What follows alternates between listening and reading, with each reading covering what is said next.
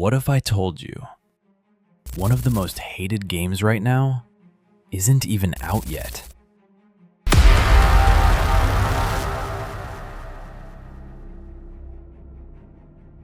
Yep, we're talking about Marathon. And somehow, before release, it's already one of the most divisive projects Bungie has ever made. People are already comparing it to Concord, and even to Highguard, and not in a good way. So what actually happened? Is the hate justified? Or are people just overreacting? Like this.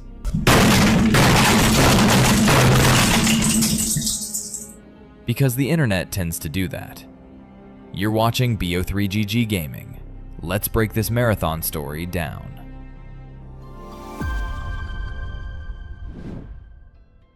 If you've been anywhere near gaming Twitter, YouTube comments, or Reddit lately, you've probably seen the discourse around Marathon. Some people are genuinely excited. They like the art direction, they trust Bungie, they want something different. But a lot of people are worried, frustrated, or straight up mad. And here's the wild part. Most of them haven't even played it yet. So why the hate?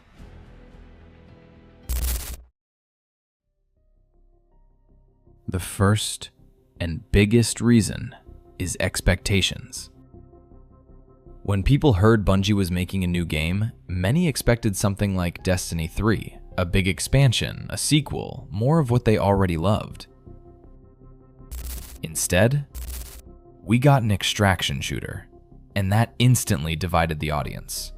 Because extraction shooters aren't for everyone. They're tense, punishing, competitive by design. You go in, you loot, you fight, and if you die, you lose everything. So right away, a huge portion of players realized, this isn't made for me. But then you look at games like Arc Raiders, and a lot of players are excited about that.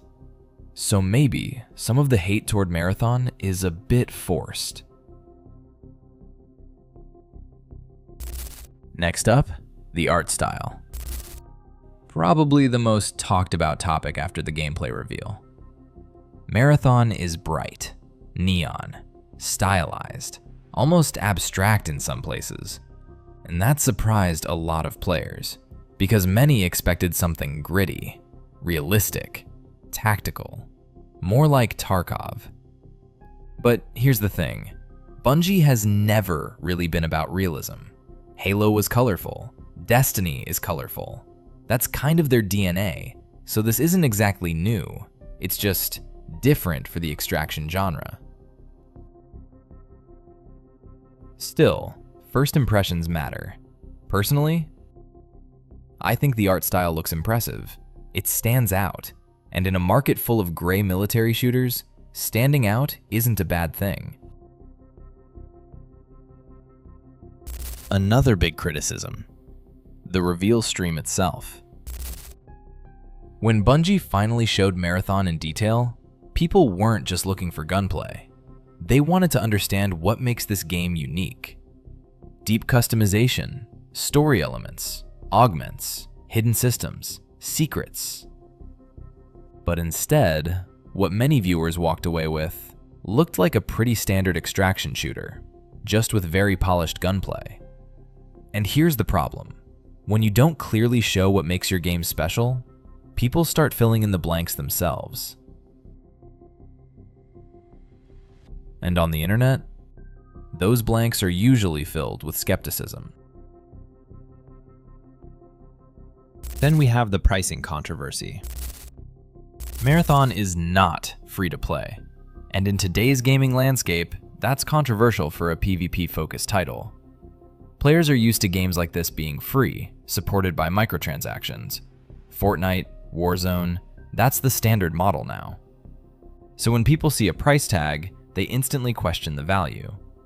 Even a $40 price point feels like too much for some players, but we'll have to see what the full package actually delivers. Another huge chunk of backlash is coming directly from the Destiny community. Why? because many players feel like Bungie is slowly shifting focus away from Destiny. And when your main live service game is already dealing with bugs, server issues, content concerns, seeing a brand new project take attention can feel frustrating. It creates a narrative that Marathon is replacing Destiny, even if that's not actually true. But narratives spread fast, especially online. And once that idea takes root, it's hard to remove.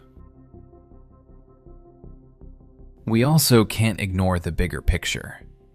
The last few years have been rocky for Bungie. Layoffs, delays, communication issues. It hasn't been an easy period. So when Marathon was revealed, some players didn't feel excitement. They felt uncertainty. Trust plays a huge role in how new games are received, and right now, Bungie is still rebuilding that trust. And finally, let's be honest, the internet loves to hate things early, especially big AAA live service games. The moment a negative narrative starts, it spreads fast, even before people actually try the game themselves. Compilations, memes, hot takes, they snowball until it feels like everyone already decided the verdict. And we've seen this happen with countless releases before.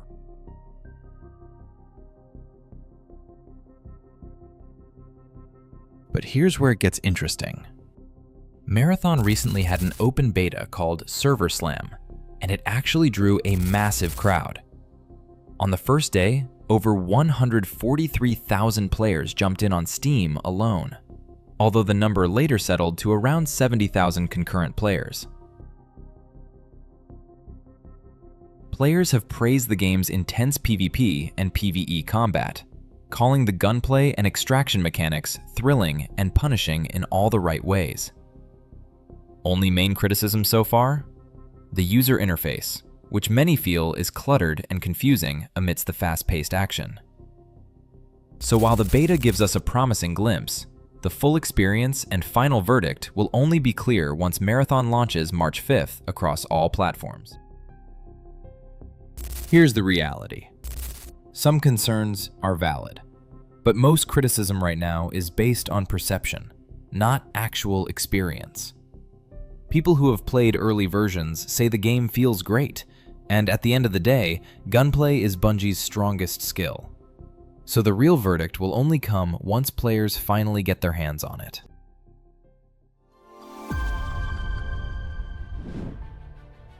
So Marathon isn't hated because it's bad. It's controversial because it's different. Different audience, different genre, different expectations. And whenever a studio takes a risk, backlash is inevitable. The real question is, will Marathon prove people wrong? What do you think? Are you excited for Marathon or not interested at all? Drop your thoughts in the comments. And if you enjoyed this deep dive, don't forget to like and subscribe for more gaming breakdowns. Thanks for watching. See you in the next one.